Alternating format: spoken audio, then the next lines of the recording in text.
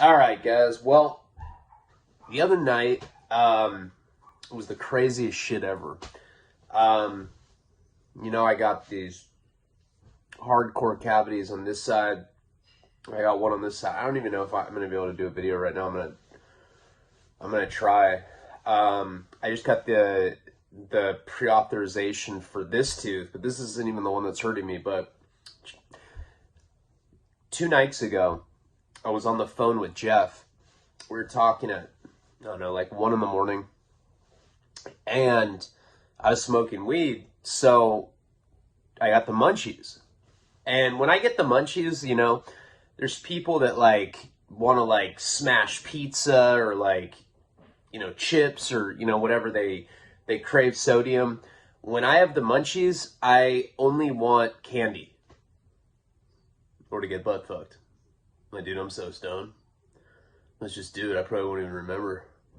I'm totally high too, bro.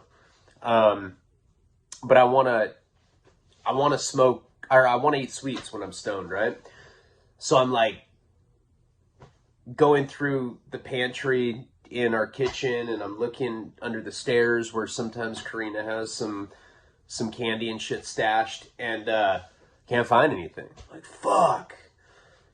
And I don't really feel like getting in my car and driving. At that point, my cavity was like I'm on amoxicillin, and I'm on anti-inflammatories or whatever, but it comes in waves. That's how dental pain is. And at that particular moment, it wasn't very bad. And I go into the freezer and I find a Slurpee because every day, Karina, Nico, and I go on a walk. We go on a walk to the store. We have a 7-Eleven by us. Karina buys Nico, blueberry blue Slurpee. Sometimes he doesn't drink the whole Slurpee, so she'll put it in the freezer, and that's where it was. And I was like, oh, I'm gonna eat this. I'm so high. Fuck it. And I grabbed it and I started smashing it. Started sucking on, I sucked on it pretty good. And like I said, my tooth wasn't hurting at that point. It goes in waves. And then I'm on the phone with Jeff. We're arguing over politics. And I'm trying to tell him that politics don't matter and who cares. We're in some heated debate. And all of a sudden, my face just starts pulsating right here, bad, bah, bah, bah. And I'm like, whoa, that, it hurts. I thought maybe because some of the ice gotten from the Slurpee got stuck in my tooth or whatever, maybe that's what I was feeling. And it just starts getting worse and worse and worse. And it's to the point where I can't even talk to Jeff anymore. I'm just Sounds like I'm ramming shampoo bottles in my ass for real. And I'm like, I gotta go. And he's like, what the fuck? And I hang up with him. It's 1 or 2 in the morning. I don't remember at what time. It was pretty late though. And I start, my shit hurts right now. I find a folded blanket and I start yelling into it because I don't want to wake up Karina and Nico. But that doesn't even work. It's I'm in so much pain. The only thing I can do is yell. I've never even been in pain like that before, physically, where I'm seeing the white flashing light. I felt like that when I was kicking methadone and certain points when I was kicking Suboxone. Never with heroin. Heroin's not that big a deal to kick. I mean, it sucks, but you're not going to see white light fucking pain from it. But anyway, I started screaming. I'm like, ah! She thought I cut my dick off, I don't know why. Probably because I talk about it so much. She's like, oh my God, he really did it now. And I was screaming, and she's like, dude, what's wrong with you? You got to chill out. You're going to wake up Nico. And I was like, ah! I was being extra. I was banging my head against the wall and shit. And she's telling me to be quiet. She doesn't want to wake up Nico. And I'm like, shut up, bitch! Which I never talked to Karina that way. I was just in that much pain. I was like, shut up, bitch! And she's like, excuse me? How's Dex stinks? And I was like, shut up. And I'm like all mad. And anyway, I got to a point where I'm crawling around my kitchen like, I swear to God on my child's life, I'm not exaggerating this at all. I'm like crawling around like convulsing. I'm like twitching on the fucking ground. And I'm telling Karina, I'm like, call 911. And so she does. And Karina's like, hey, because of COVID, they're not going to come like swoop you up. So, you know, you gotta like go outside and you have to wear a mask or whatever. I was like, fuck. So I ended up crawling. Like I went into the freezer and I grabbed an ice pack, right? Yeah, I'm out of cigarettes too. I only have these refres. Gotta go to the store and get some. But I end up crawling to the middle of the street, right?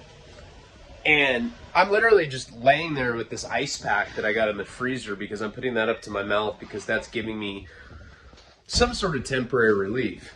Right? I'm dying. I mean, I was making those noises when I was in the house. I'm making the same noises like in the middle of the street. There's like people walking by because that's what kind of neighborhood I live in. I have tweakers that roam the street at 1 or 2 in the morning, and like they just see me, and I'm like like periodically making noises like that. And they don't even say anything. That's what kind of neighborhood I live in. It's just normal. Like, it's just a normal guy making normal sounds. So the ambulance finally comes. It's like an ambulance, a couple fire trucks. I mean, it was quite the scene. And they're like, "What's wrong?" You know, and I was like, I couldn't even talk. I was like, cavity. My hair's all fucked up. I'm wearing like a camouflage hoodie. You know, I have all these like cheap prison tattoos. They're probably like, oh God, this guy's dope sick. And he just wants like a shot of opiate or whatever, you know, an opiate shot. So they take my vitals and I'm explaining. And then they're like, where's the trauma? And I was like, dude, I don't have any trauma. You know, it's always like when you go to a therapist, they're like, were you molested? And I'm like, no. They're like, why are you a junkie? I'm like, I don't know, but I wasn't molested. I don't believe you. The session's over. It was like that kind of shit. So I think they were convinced that I'd gotten in some sort of like domestic violence thing or something. Anyway, make a long story short, they are like, yeah, we can't do anything for you. I was like, well, what do you mean? They're like, well, we can take you to the hospital, but then you're just going to sit in the waiting room. So I'm not telling you to go score drugs from your friends, but that's what I would do. And I was like, what kind of paramedic says that? You probably get sued for saying shit like that.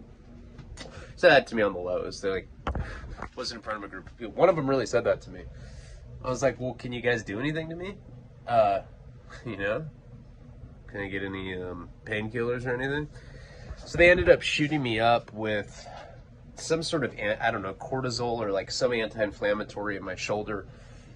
That kind of like gave me enough relief to get through the morning, but it was agonizing. And so then I got up yesterday and the pain was so severe. And like, I don't want to get back on opiates. It's the last thing I want to do. I took a handful of benzos and I just slept, you know? And so now I just woke up again. I don't even know the passage of time. We're going to, Karina's going to get her birth control taken out today. And I got the pre-authorization for one of my teeth. And then we got to wait for the other. But what's fucked up is we got the pre-authorization for this side. It's not even the side that's hurting me. It's this side. It's just killing me right now. Worst pain I've ever felt in my life. And like, I have x-rays I can show you. There's like a hole in my tooth. It's fucking gnarly. Never felt anything like that. I talked to my dentist. I called him. I was like, is there anything that we can do? And he's like, no, we just got to wait for the insurance unless you want to pay 10 grand out of pocket.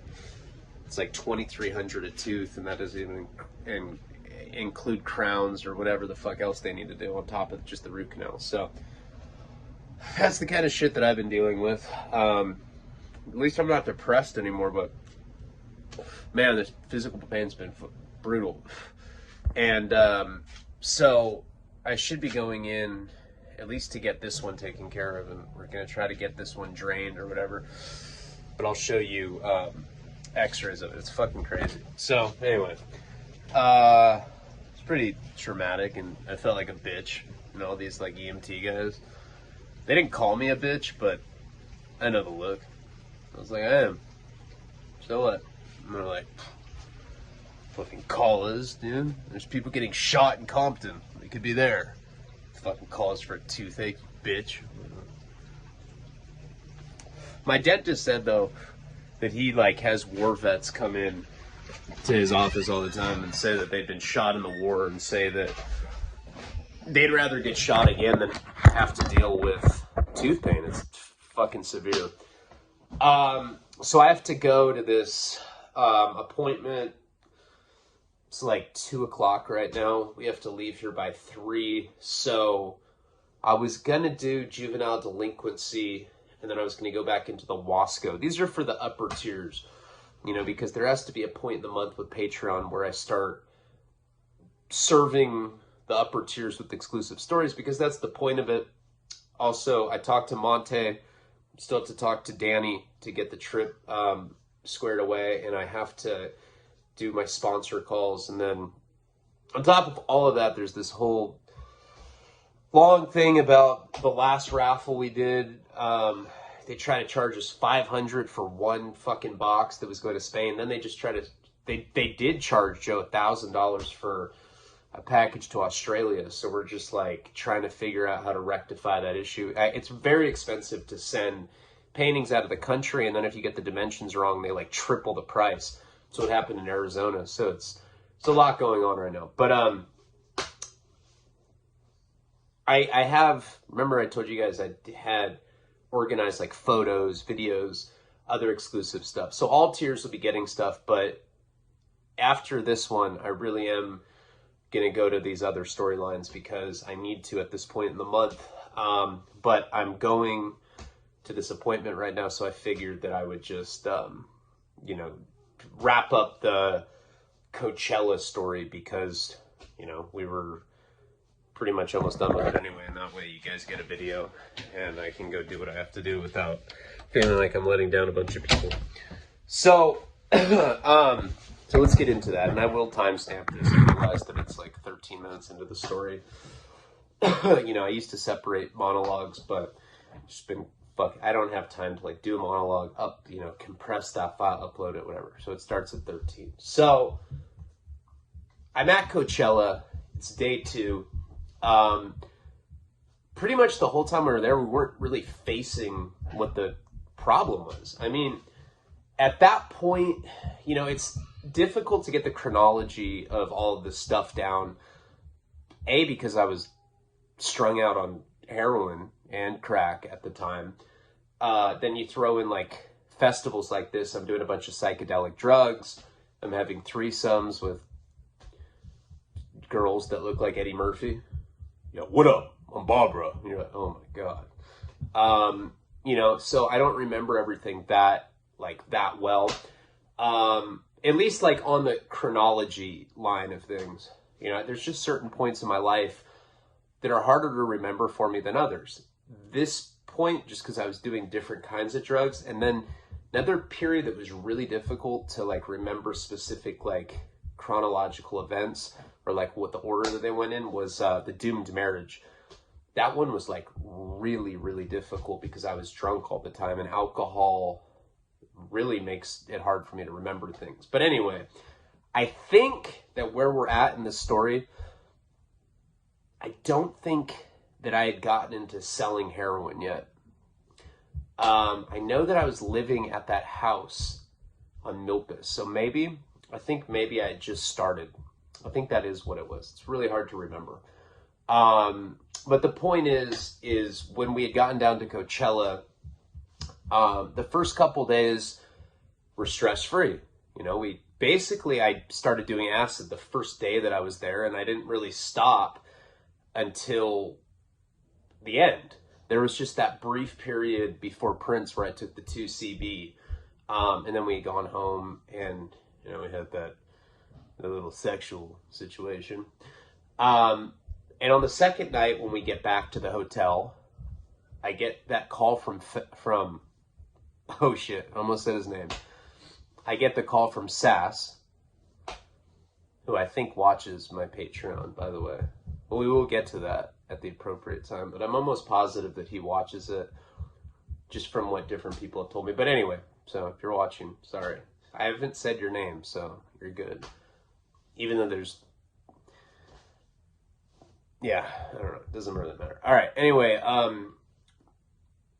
you know, that whole time that we were down there, one of the whole purposes was just trying to, like, get away from the stress. You know, what were we going to do? At that point, Sass was my boss. That's the guy that I worked for, you know.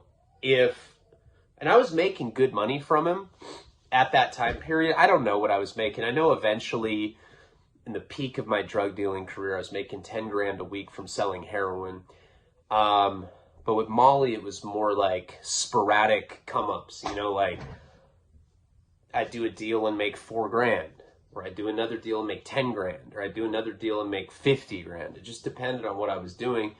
It didn't have the consistency that heroin did. When you sell heroin, you're getting money every single day because people need it to keep their habit going.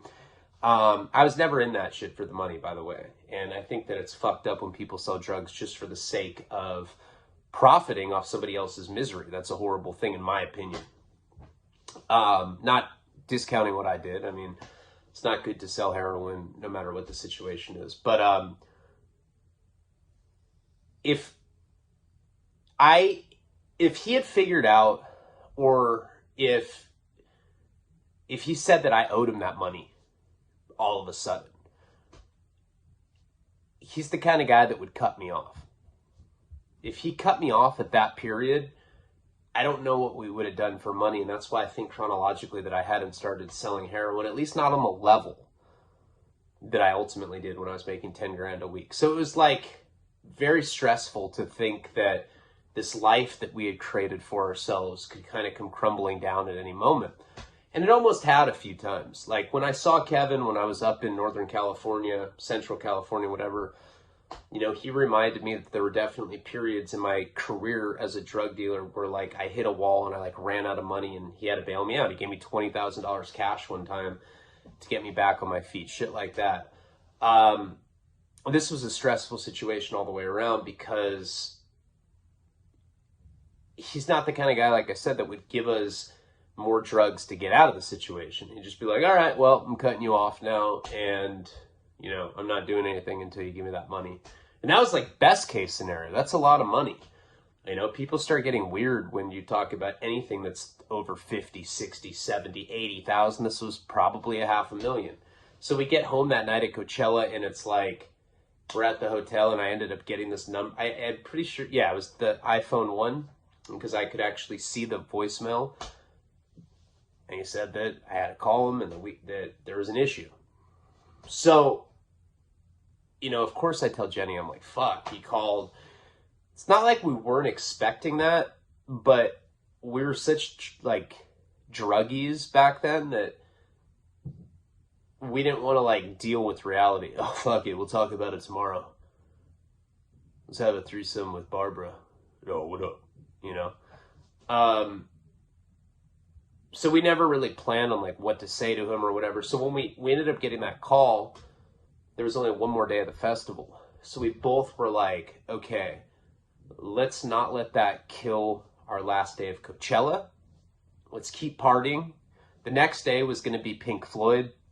Pink Floyd's like or Roger Waters from Pink Floyd. It's like my favorite band. I didn't want to be in a stressful situation or like have that ruin it or whatever. And the thing is like Sass knew that we were down there. We told him before we went down there that that's where we were going. So, you know, there was like already this level of paranoia. He wasn't like a super tough guy or anything, but like I've said before, he was the kind of guy that would brag about, you know, sending henchmen to go shoot up houses. Be like, yeah, I sent some guys, black guys. They shot up a house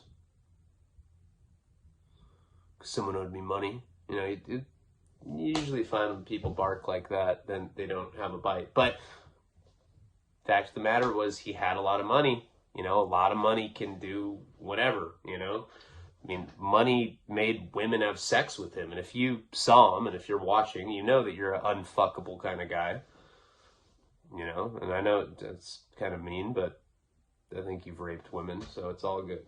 You know, he was one of these guys that, like I had talked about last time, he always paid to have these like high-end escorts with him, and that's how we had found out through the grapevine that he had supposedly raped someone.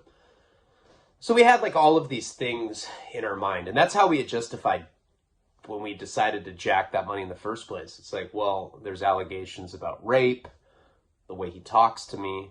You know, when you do something fucked up, like, so when there's like an act of betrayal, if you're not just a complete piece of shit, you usually try to tell yourself things that'll make you feel better about it. And that's what we were doing. So we had like all these things kind of in the back of our mind. We'd run out of acid, but we planned on getting some the next day. And we just went to sleep that night. I remember there was like a jacuzzi in that hotel room, and we rolled that night, and we had like a, you know, whatever, just her and I, just ecstasy sex night. Next day we wake up kind of late. So we got to the festival late that third day. I remember that for sure. And our little like personal drug supply had dwindled. You know, we ran out of the blotter. I feel like we didn't bring that much to begin with though, because I remember, like I said, the second day I didn't really feel it that much. What we did bring the third day, I know for a fact, is we brought DMT, we brought weed, and we brought Molly. No acid, no other hallucinogenic drugs. So we get in there, and that last day, I spent a lot of time going around looking for acid. We didn't even really see a lot of other music that day. We just kind of walked around and looked at all the freaky festival people. You know, you see a lot of really beautiful women there. You see dudes making out. Barbara pops up. She's like, yo, I love fucking hockey, you know. And you just, when you're at a festival like that, you trip out on stuff, whatever. At one point, I found acid from somebody. I remember like going up to people and being like, hey, you know where I can get some acid? And I'm so used to having all these drugs from SAS that like I hadn't had to like go like try to score drugs like that for a while. And, you know, people are all kind of sketched out by you at festivals like this. So, anyway, we ended up getting some, and we took the acid, and then the show was going to start, you know, maybe like 3 or 4 hours later. Roger Waters was going to come on and close the festival that night. And it was just going to be epic because it's this huge venue. It's outdoors. We had just seen Roger Waters probably a year before at the Hollywood Bowl. That's how this whole thing with all the drug dealing started to begin with the fake DMT and having to go there and getting the extra tickets for these kids with the acid.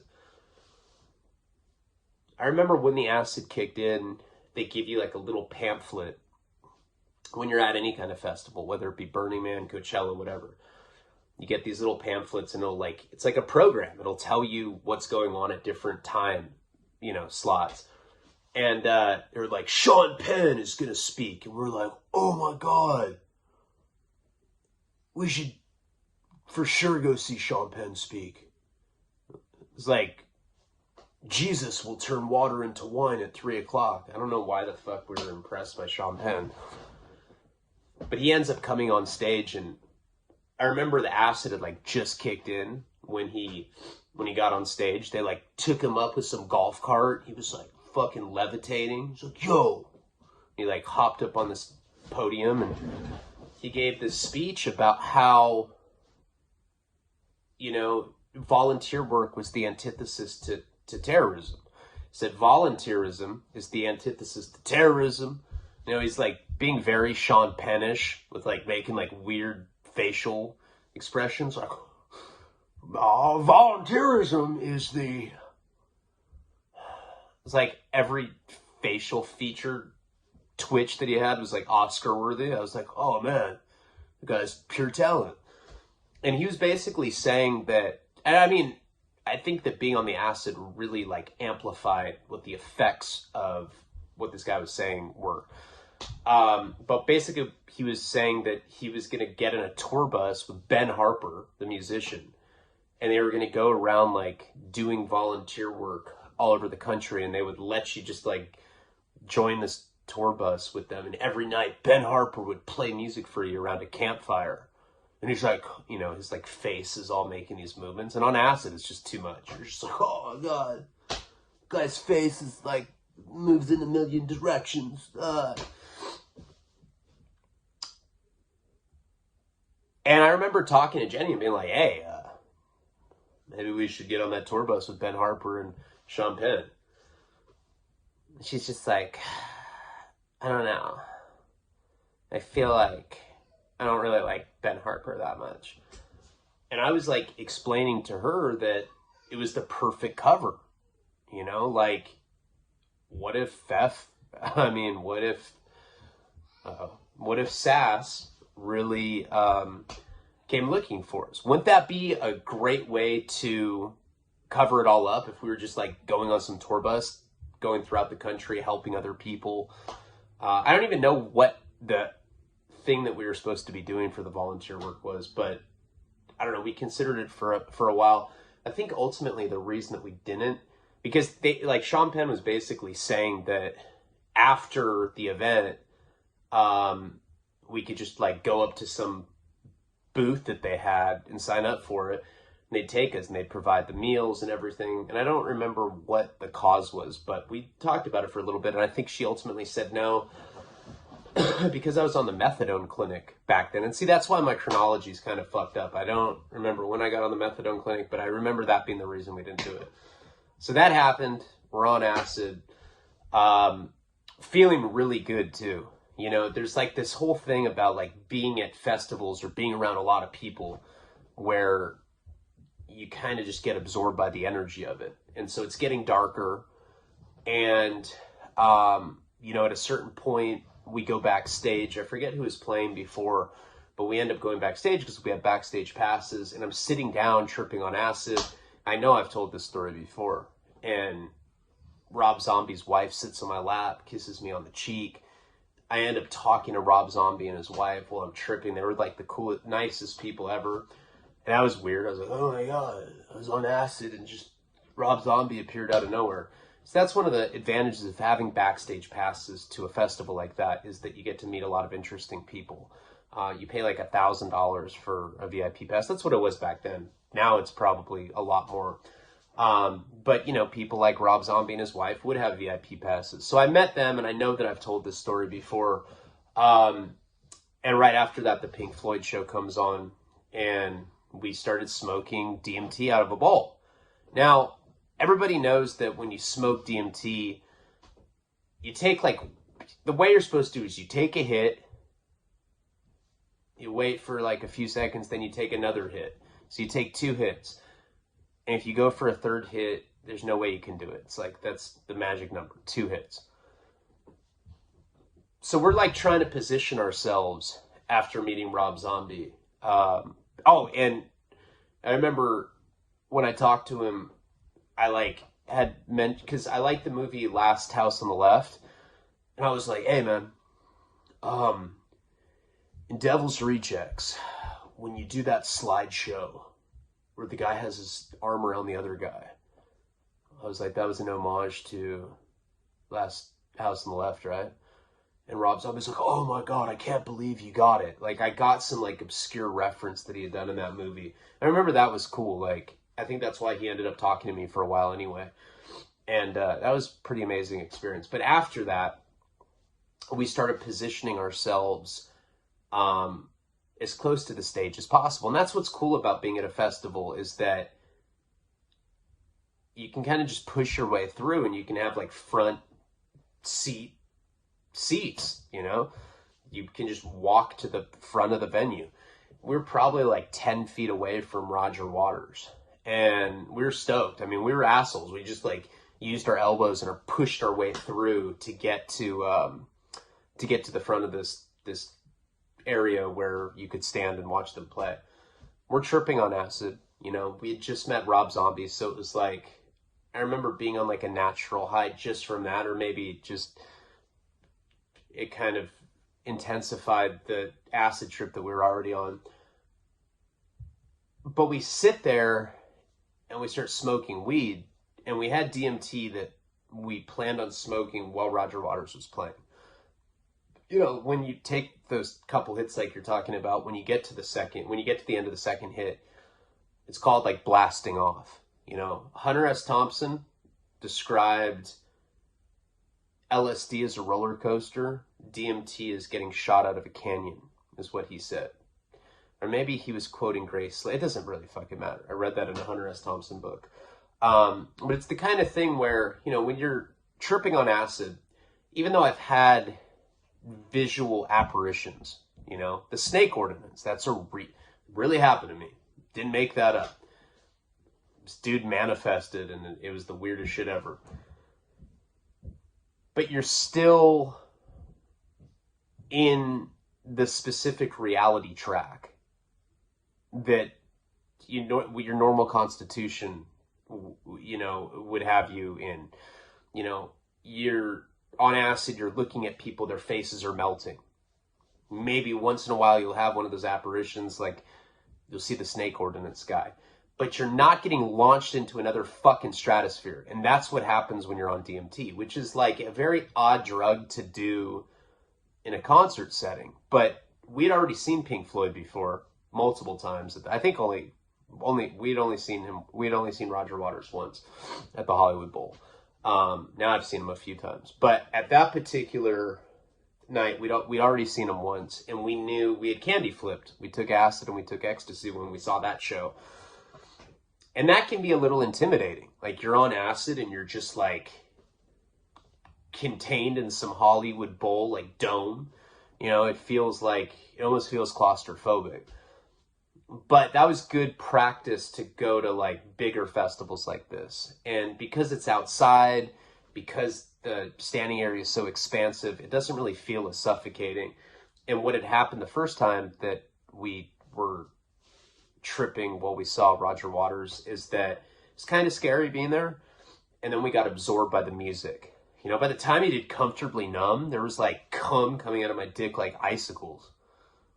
I was like, oh my God, look how wintry my cock looks. She's like, oh my God, I'm so high. I was like, we're so cool. Like these druggy losers in our blankets. But anyway, we knew that like the music had this like certain power to center us. So the plan the whole time was to smoke DMT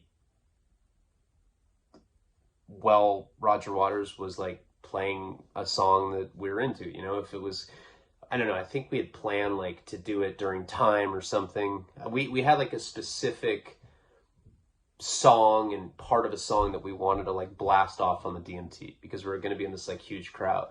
So the show starts, we're already on acid, you know, we're already tripping balls, but we were okay with it. And I think at that point, I'm pretty sure we took the Molly, you know, we kind of like timed the Molly so that it would kick in for like half of the show.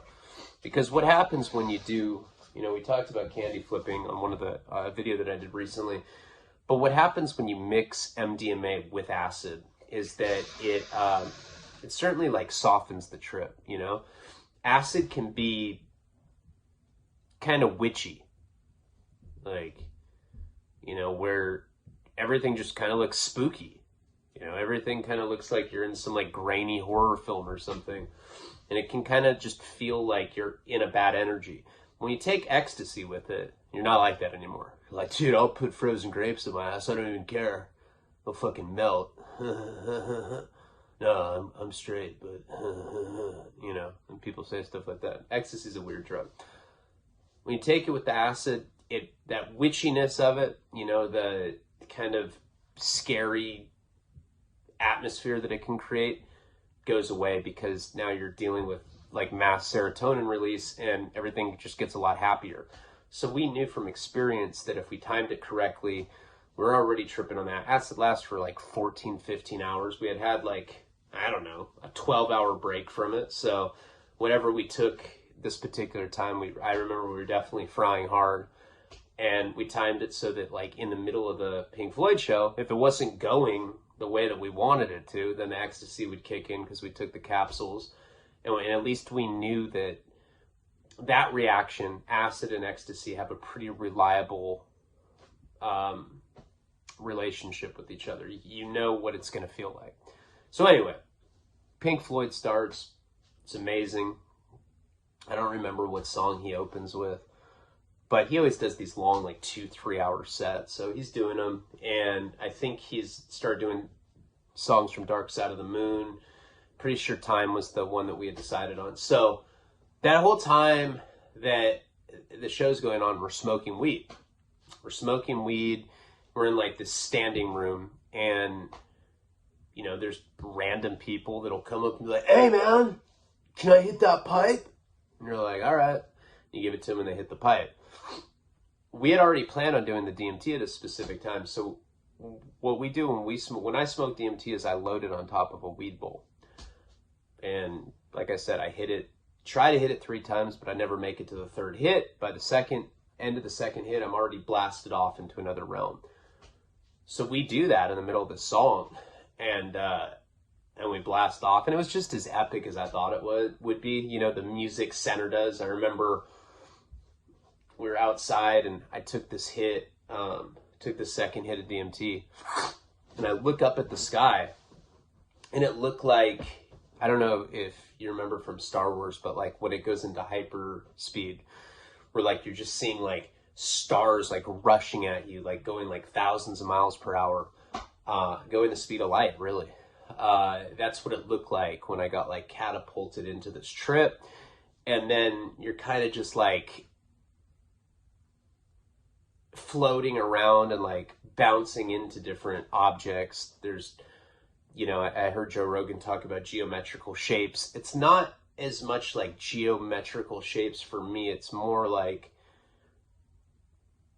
beings that are like made out of light. You know, there's definitely something profound going on when you do DMT. So I'll like be shot into hyper speed, and then I see these like almost like these koala bears that are like made out of light. Like they have that shape. It's like some Grateful Dead shit, but like in the future.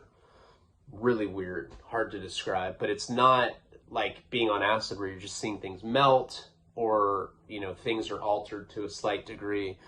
You're actually transported to a different universe. So when I come back down, I mean, it's a beautiful experience because, like, just like I thought, the music kind of sent me to a centered place, you know, even though I got skyrocketed into the stars. I don't know, like the music just allowed me to know that it was going to be okay. And I came out kind of, you know, not really scared or anything, just more into the experience that I just had. So Jenny does the same thing. She liked that stuff probably even more than me. She did it all the time by herself. And she comes back and we're kind of laughing. Now this guy, this older, like creepy guy that had been, you know, asking if he could hit our pipe when we were smoking weed all night, he comes up, he's like, "Hey man, hey, can I get another rip, brother?" You know, he's just like some old stoner guy. Now we don't want to give him our weed pipe because we know there's DMT in there, and he doesn't know that. And we're like trying to explain it, but it's so loud we can't really do it. Jenny's like, "There's DMT in the pipe." He's like, "Yeah, blaze it." All right. And then she just gave him the pipe. He took a fat hit. Anyway, goes in for the 2nd hit, and he just has a complete freak out. Pretty sure I've talked about this in another video, but he's like going up to people going like, and I remember somebody just pointed him out to security, and they came and they like tackled his ass, and he was like, "Ah!" I was like, holy shit, we got to get out of here. And we like ended up going to the other side of the stage. And that was pretty much Coachella, right? So we're like on the run there, have some cool druggy experiences while we're there. Had a threesome with Eddie. Yo. Bomb. And the second night that we were there, the contact gets established with SAS. So we know that we're going to have to deal with that. Now, at that time, remember, I'm thinking that I might be set up. Going to Coachella was just like a momentary distraction. Now we have to go back to the real world. I'm still of the opinion that we shouldn't go back to our place.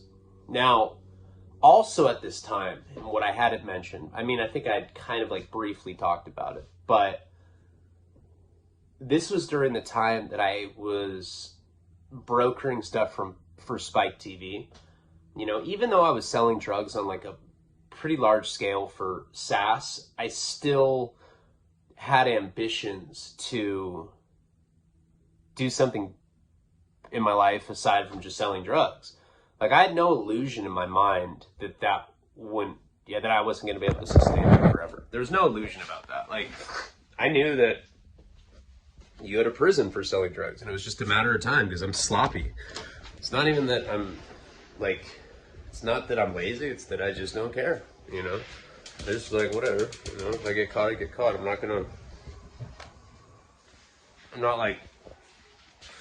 I'm not super careful, but in that same token, I don't make like super stupid decisions either, like going back to our place when there's the possibility of law enforcement. But, you know, at that time, I wanted to be a filmmaker, a writer, whatever it was going to be. I wanted to do something creative. And I remember Sass, Shamrock, all these different guys that I'd go over and hang out with. You know, I'd tell them that I was going to be like a writer someday, or I was going to be a producer, and they'd all laugh at me. Like, why would you want to do like a real job? It sounds lame. And it always kind of like made me feel bad because that's what I wanted to do. And I was like, wait, this isn't how it is in the sitcoms. In the sitcoms, you tell your friends what your dreams are and they're all supportive, you know? Could you see, what's his name, Ross and Chandler? Could you see them like laughing at each other over their dreams? I couldn't. But, you know, that's, in retrospect, these guys weren't my real friends. This was like a very, you know, druggy type relationship that I had with these guys. And so despite nobody really being supportive of what I was doing, I still was trying to make shit happen. And I had this connection over at Spike TV, and at that time I was brokering the media from him. And right at this time, right when we came back from Coachella, and this is how I remember this, I had just presented Cop Busters to him. I just told him about it. This guy that I had at Spike's name was Adam. And I'm like, hey, I got this show named Cop Busters, this idea that I have where basically we're going to get crooked cops in trouble. We'll set cops up, you know, and I explained to him, like,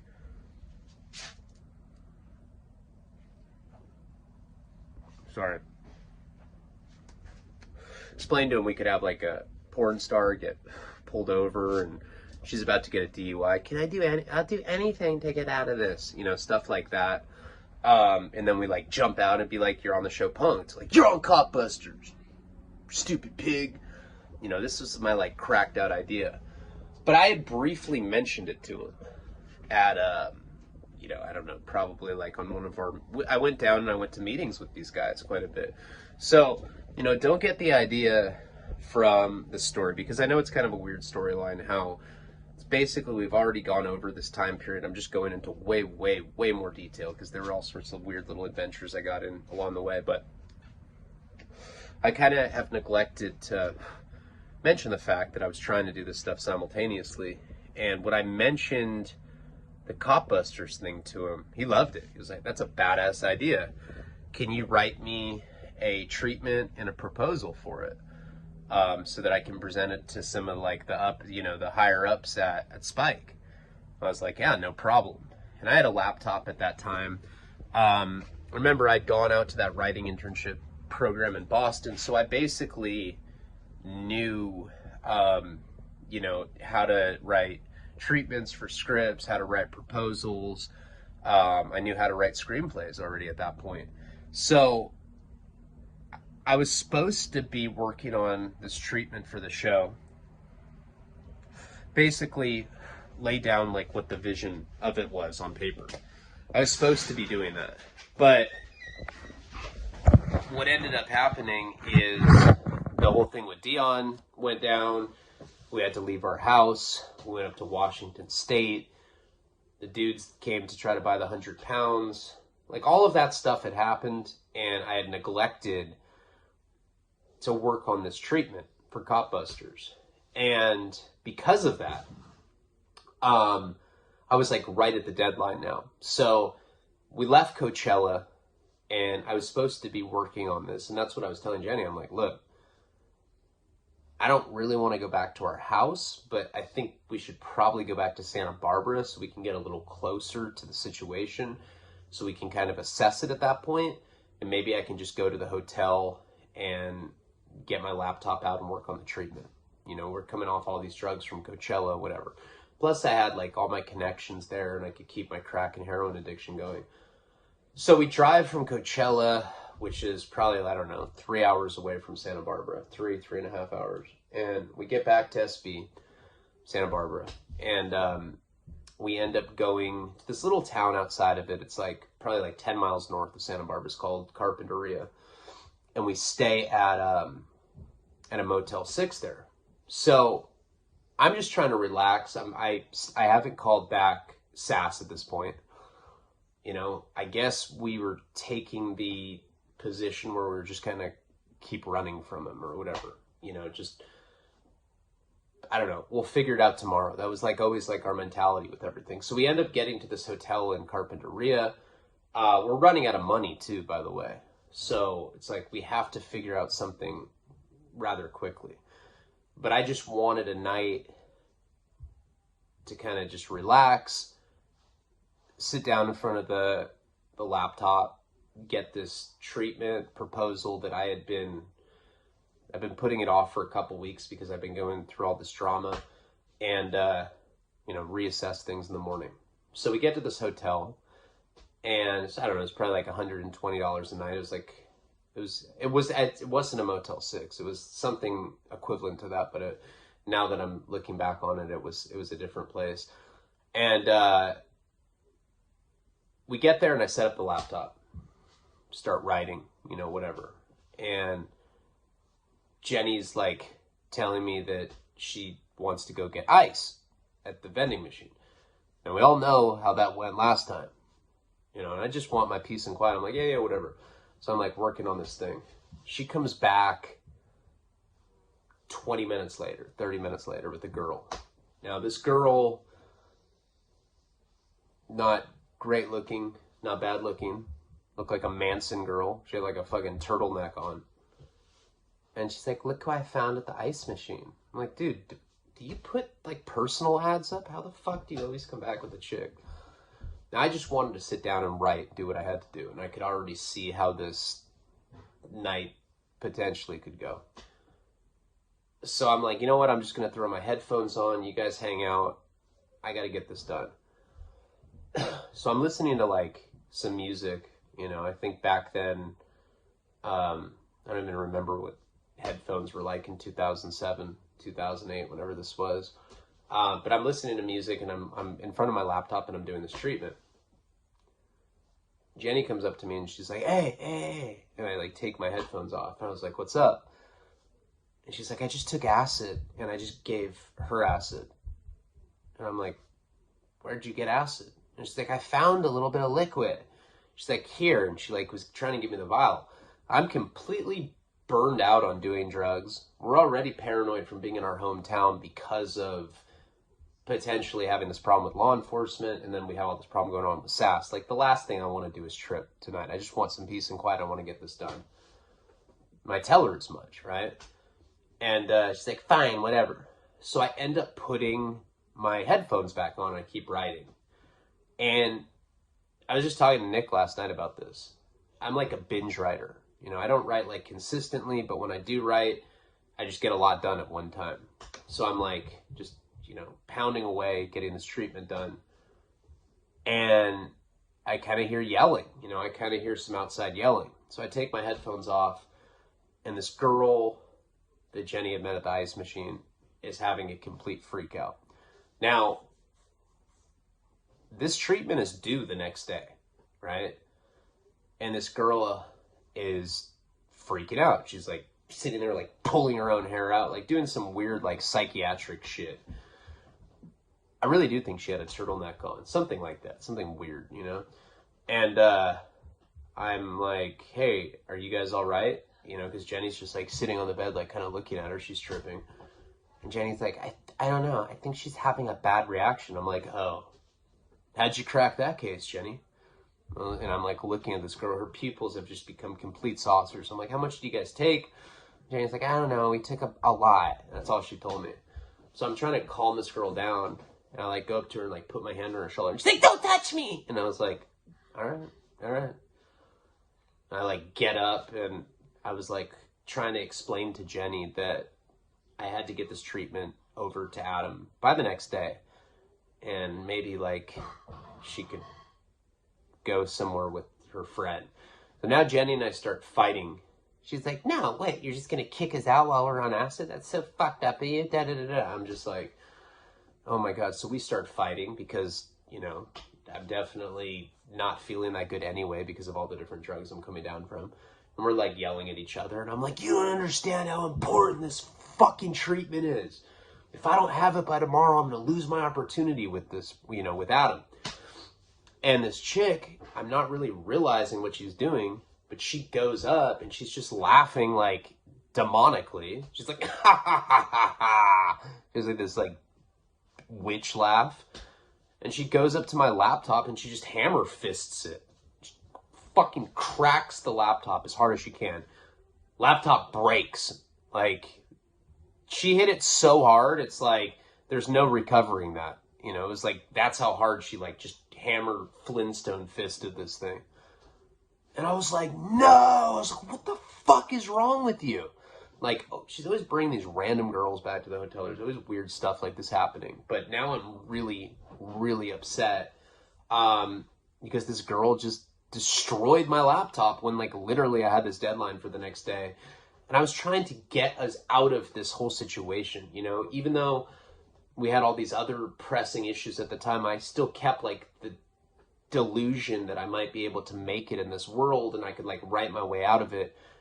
And this girl that has just gone completely apeshit on acid just breaks the laptop and she's laughing about it.